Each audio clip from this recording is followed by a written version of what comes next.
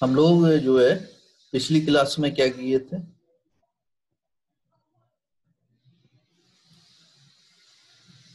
पिछली क्लास में न्यूमेरिकल किए थे ना, सरफेस टेंशन। सरफेस टेंशन है ना। चलिए आज नया चैप्टर स्टार्ट करें, है ना? कहते थे नया चैप्टर स्टार्ट करते हैं।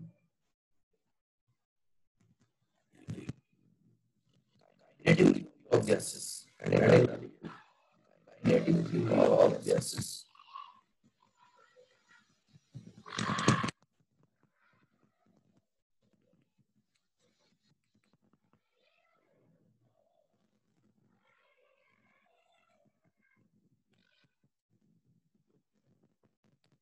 Kinetic of gases.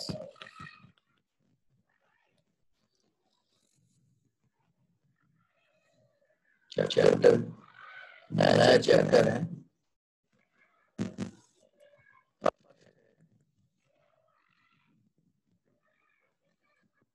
सर आपकी जरा क्लियर नहीं आ रही है। क्लियर्स नहीं आ रही अब? यस सर अब ठीक है। अब क्लियर है ना? ठीक। Vials law.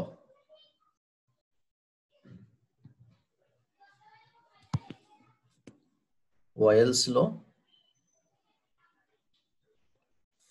देखिए, इसको समझने के लिए हमें तीन फिजिकल क्वांटिटीज को समझना होगा। हम लोग जानते हैं प्रेशर, टेम्परेचर एंड वॉल्यूम। ठीक है, ये तीन फिजिकल क्वांटिटीज के बारे में मैं बता देता हूं आपको। P4 क्या है आपका? प्रेशर, ठीक।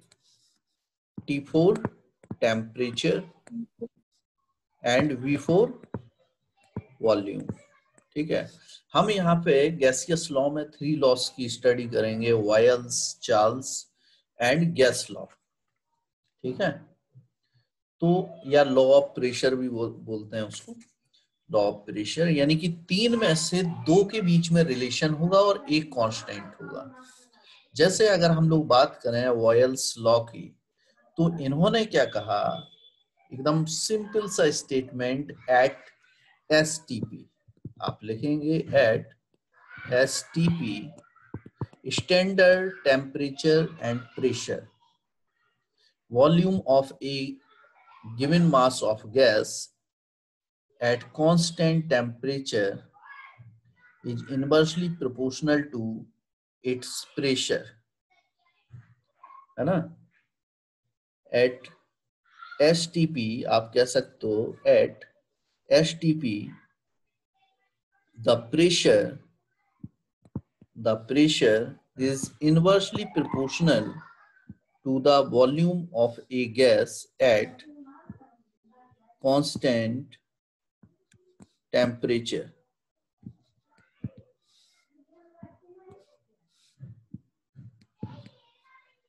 Constant temperature. P proportional to 1 by V. We can write it PV equal to constant. Now, PV equal to constant. If we have two gases, then we can write it P1 V1 equal to P2 V2.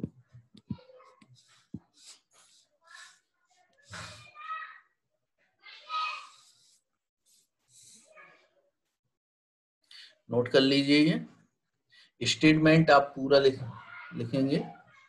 At STP, the pressure of a gas is inversely proportional to the volume of that gas at constant temperature.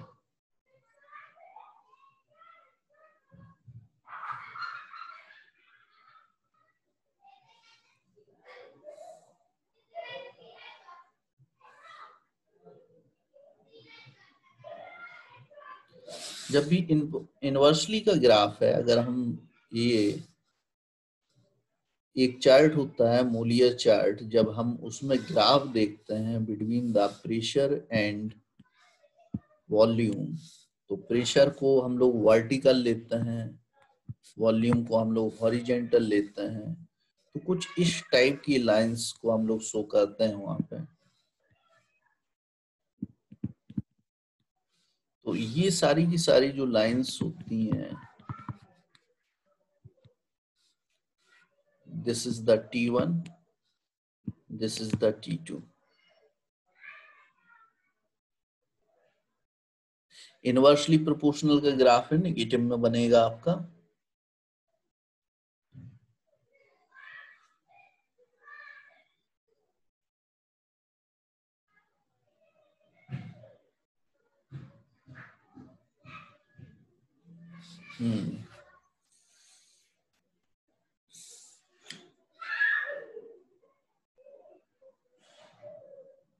बना चुके?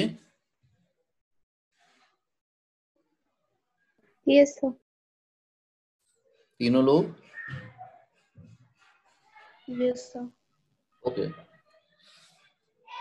अब यहाँ पे question ये आता है, आप लोगों से पूछ लिया जाता है मल्टी चॉइस में या 1 मार्क्स क्वेश्चंस में पूछा जाएगा कि eight what condition the gases do not follow the Boyle's law.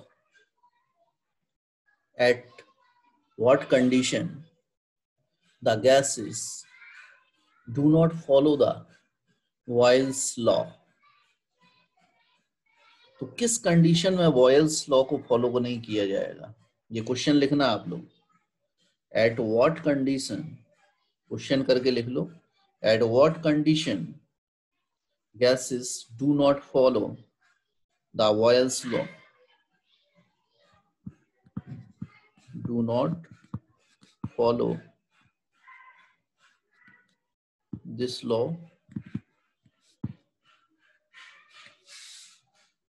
किस कंडीशन पे?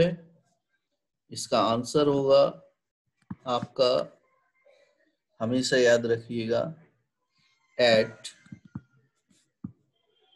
लो pressure and high temperature.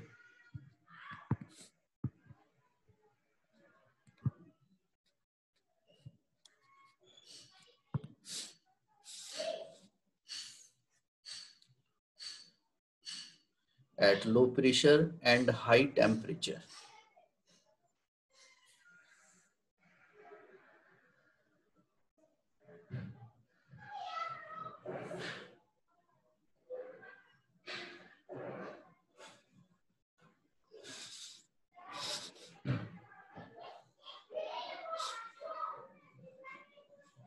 Second,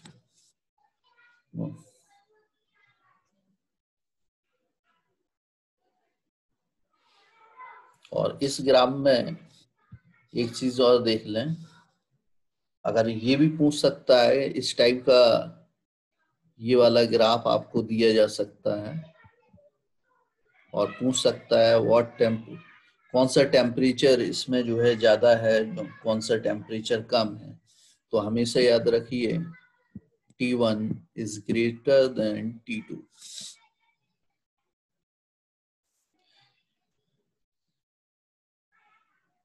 line के जो नजदीक चलता जाएगा, यानी कि वर्टिकल एक्सिस पी की जो नजदीक होगा जितना लाइंस, वो टेम्परेचर ज्यादा होगा, लाइन से दूर टेम्परेचर आपका कम होगा। आप देख रहे होंगे वर्टिकली अगर स्लोप देखें तो वर्टिकल एक्सिस के पास स्लोप आपका ज्यादा है, वर्टिकल एक्सिस से दूर जा रहे हैं तो स्लोप कम होता चला जा रहा है। Clear? Now we study the Charles law.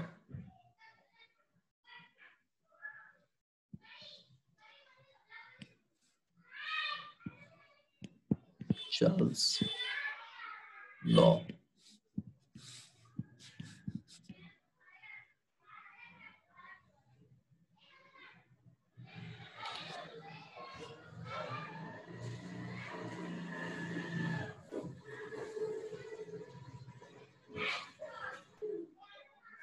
लिख रही है?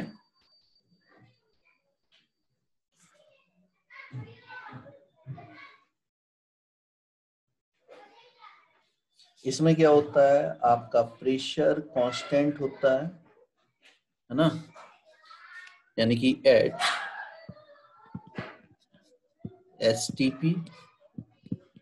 एसटीपी पर द टेम्परेचर ऑफ ए या volume of a gas is directly proportional to the absolute temperature at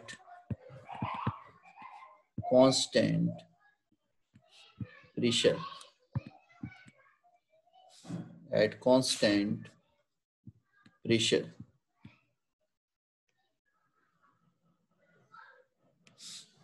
that means हम लिख सकते हैं V/T, V is the volume है, पूरा स्टेटमेंट लिखोगे at STP the volume of a gas is directly proportional to the absolute temperature of a gas at constant pressure, यानी कि V/T, यहाँ पे ये गलत लिख गया, V/T equal to K। That means अगर यहाँ पे K इज द कांस्टेंट, ठीक है, अगर यहाँ पे there are two gases, then we can write it V1T1 equal to V2T2।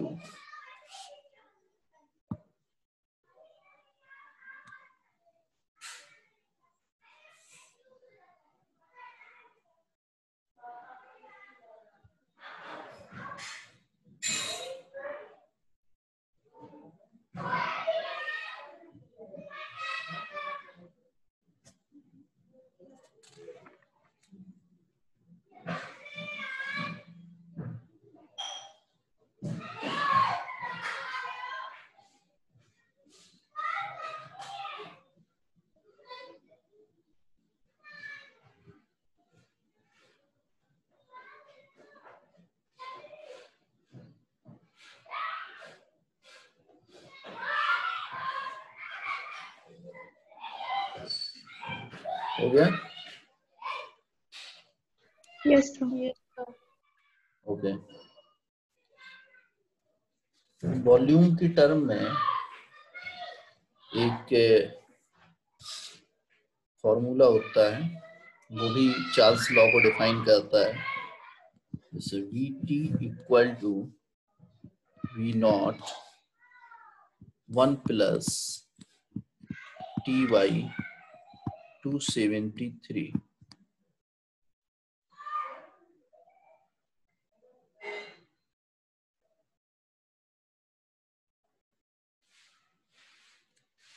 ये कहाँ से आया, आपने पढ़ा होगा एक्सपेंशन कोफिशिएंट, ये अभी आप लोगों ने पढ़ा नहीं, ये थर्मो तो पढ़ा नहीं ना, यहाँ से लिख दे रहे VT इक्वल टू होता है V0 1 plus alpha 1 plus alpha T, उसी को ये आगे बढ़ाया है। यहाँ पे जो अल्फा की वैल्यू है 1/273। अल्फा लीनियर एक्सपेंशन कोफिशिएंट बोला जाता है।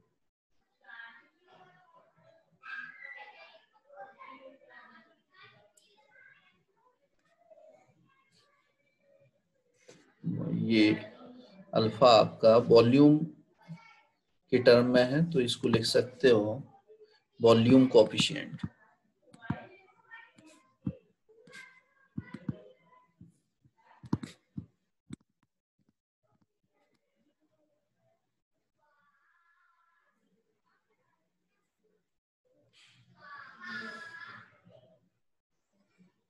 इसकी जो एग्जैक्ट वैल्यू होती है 0.15।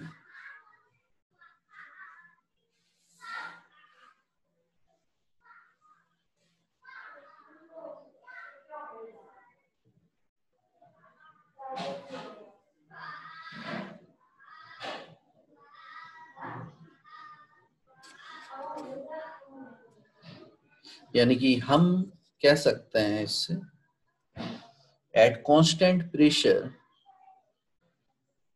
लिख लीजिए इसके इस फॉर्मूले से चार्ल्स लॉ को, at constant pressure volume of a given mass, volume of a given mass of a gas increases, volume of a given mass of a gas increases by 1 by 273 1 by 273 part, ऐसे लिखेंगे 1 by 273 th part of its volume at 0 degree centigrade, at 0 degree centigrade for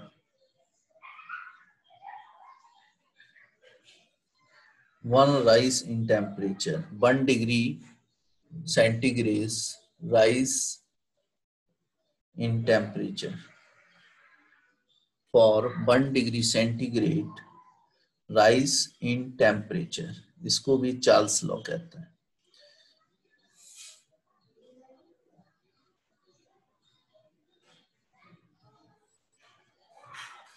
okay, लिखा पूरा कि repeat कर दें। At constant pressure, the volume of a given mass of a gas increases by 1 by 273 part of its volume at 0 degree centigrade for 1 degree centigrade rise in temperature. ठीक है? Now, third is law of pressure. Law of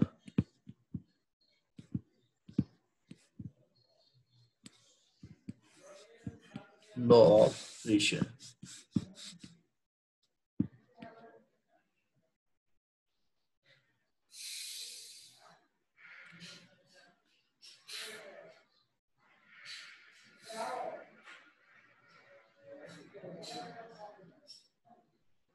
law of pressure.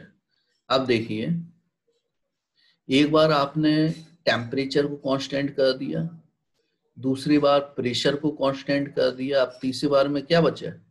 कौन सा constant होगा? Volume. Volume constant होगा। यानी कि इसको कैसे कहोगे आप? At STP, at STP, the pressure of a gas is directly proportional to the absolute temperature at constant volume, है ना? लिख लो स्टेटमेंट।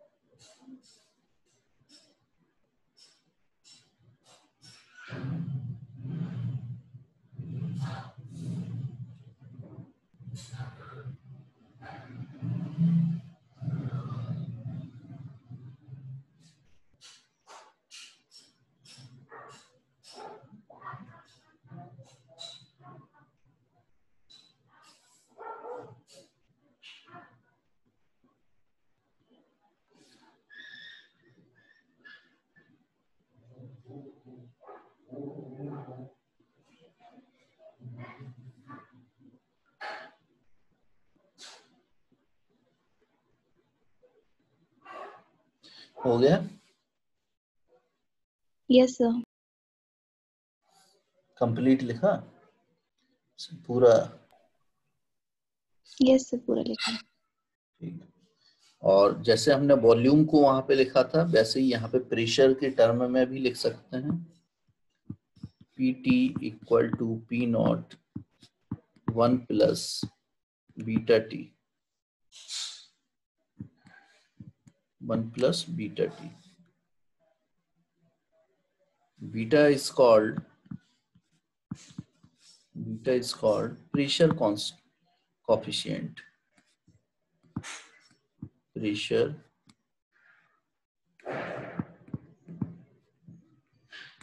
coefficient।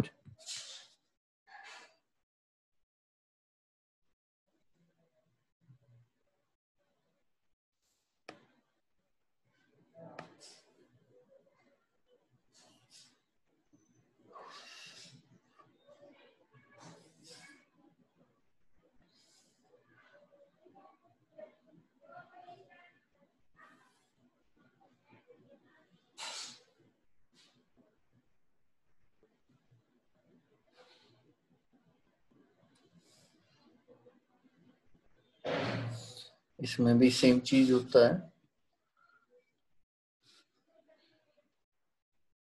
बीटा की नियरली वैल्यू होती है आपकी बीटा इक्वल टू 1/273.15 पर degree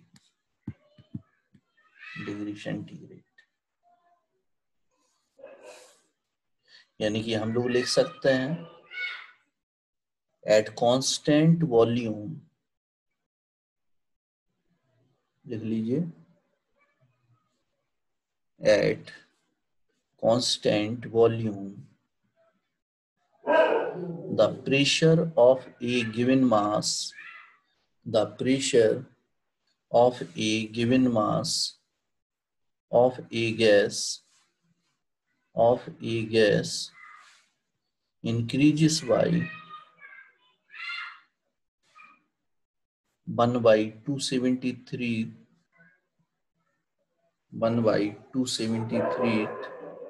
part of its pressure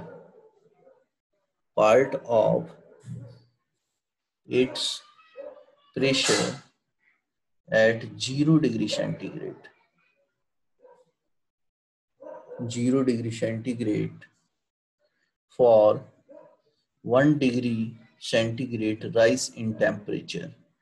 1 degree centigrade rise in temperature.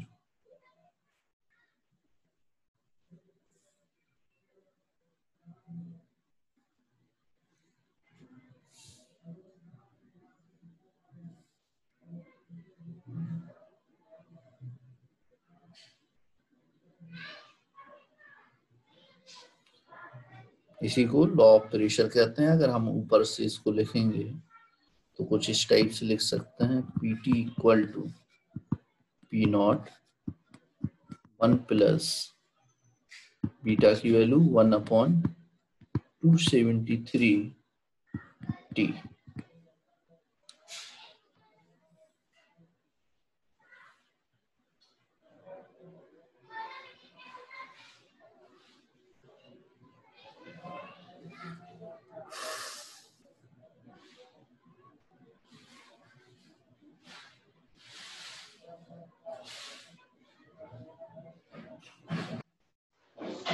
हो गया? Yes sir. अब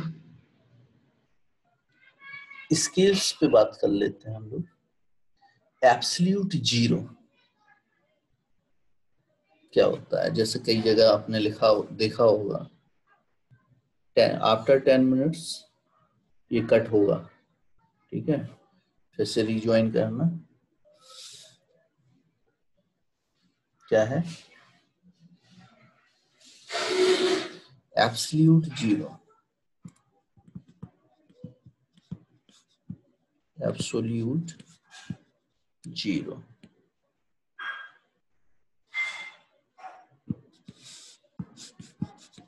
अगर हम एब्सोल्यूट जीरो स्केल की बात करेंगे तो इसका मतलब क्या हुआ? 0 डिग्री सेंटीग्रेड।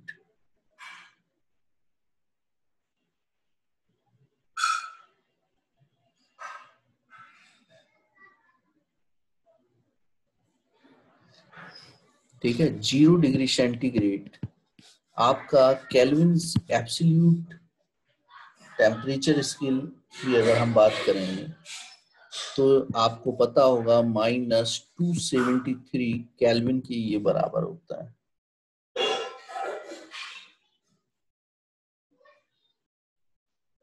सॉरी, केल्विन तो 273 होगा, ये डिग्री सेंटीग्रेड में ही चल जाएगा। एब्सोल्यूट जीरो स्केल का मतलब जब भी आपसे कहा जाएगा केल्विन में, इसको मिटा देते हैं,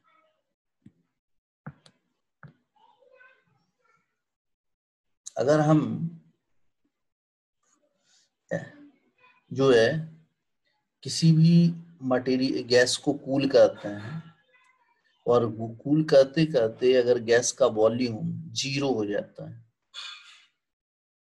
है ना, और pressure of a gas will become also 0, तो उस स्केल को हम कहेंगे एब्सोल्यूट जीरो, है ना। तो एब्सोल्यूट जीरो की हम कब ऐसा होगा, वो होगा -273 डिग्री सेंटीग्रेड पे। यानी कि लिख सकते हो,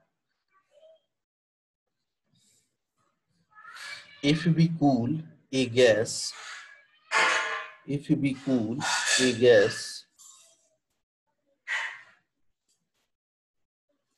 to -273 degree centigrade, then its volume becomes 0,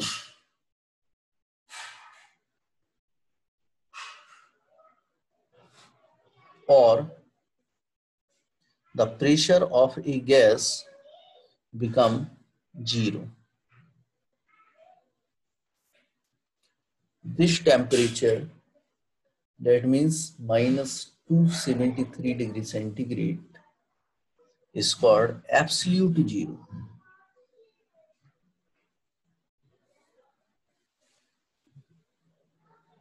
Absolute zero.